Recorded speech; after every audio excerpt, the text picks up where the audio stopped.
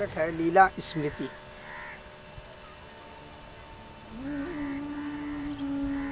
तुम्हारे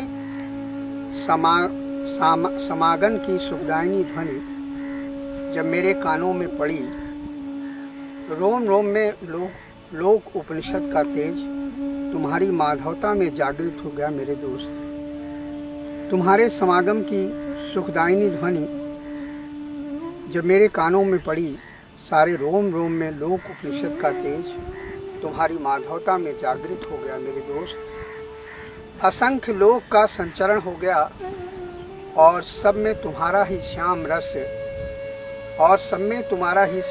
भर गया, जिसका उपभोग ही आज तक पुष्ट करता है मुझे। अब तुम ही बताओ कि मेरे अंग प्रत्यंग में जितने ही जनपद तुमने बसाए, ये सब व्याप्त हो गए मेरे मध्य भाग में। किस तरह किन उपायों से उन्हें बाहर कर दूं, जहां तुम्हारे नाम का संचारण अलग थलग होकर मेरे मंडप में तुम्हारे प्रसाद का जिक्र तक न करे। इस कविता को, पैराग्राफ को मैं फिर से पढ़ रहा हूं। अब तुम ही बतलाओ कि मेरे अंग प्रत्यंग में जितने ही जनपद तुमने बसाए, वह सब व्याप्त हो गए मेरे मध्य भाग में। किस तरह किन उपायों से उन्हें बाहर कर दूं, जहां तुम्हारे नाम का संचरण अलग थलग होकर मेरे मंडप में तुम्हारे प्रसाद का जिक्र तक न करे। उस दिन जब तुम अपनी शक्ति और आधार शक्तियों के मध्य खड़े दिव्य लग रहे थे, बातचीत करते हुए मैं तुम्हें दूर से अपनी आंखों के सराबोर में भर रहा था। तुमने मुझे आवाज देकर बुलाया और कहा कि तुम समीप आ जाओ, तुम भी सुन लो। छोटे हुए तो क्या हुआ, सच कहूं माधव, उस दिन से तरुण कुमार सी लग रही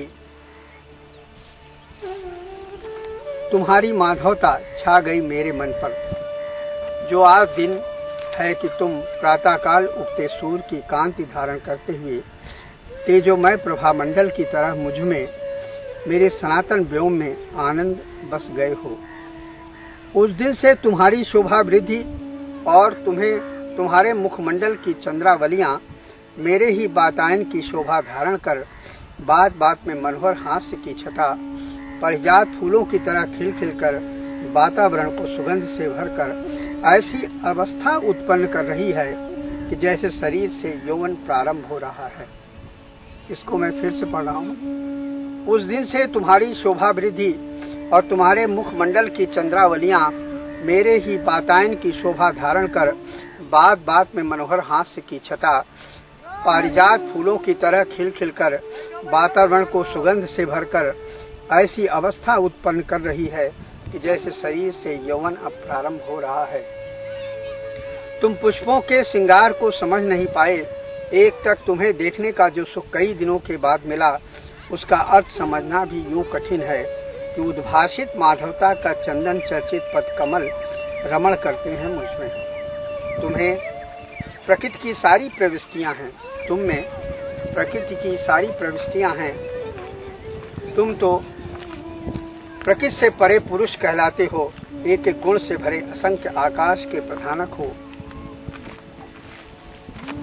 मैं उत्तरोत्तर तुमसे मिल रहा हूँ उसी सृष्टि के साथ जिसमें महासर्ग रचा गया है। मेरे जैसे जीवों के लिए लोक शरीर के रचनाकार हो मेरे दोस्त। और अंतिम देखें, और माधवता के लीला में विस्तार के लिए मुझ पर भी दृष्टिपात करो।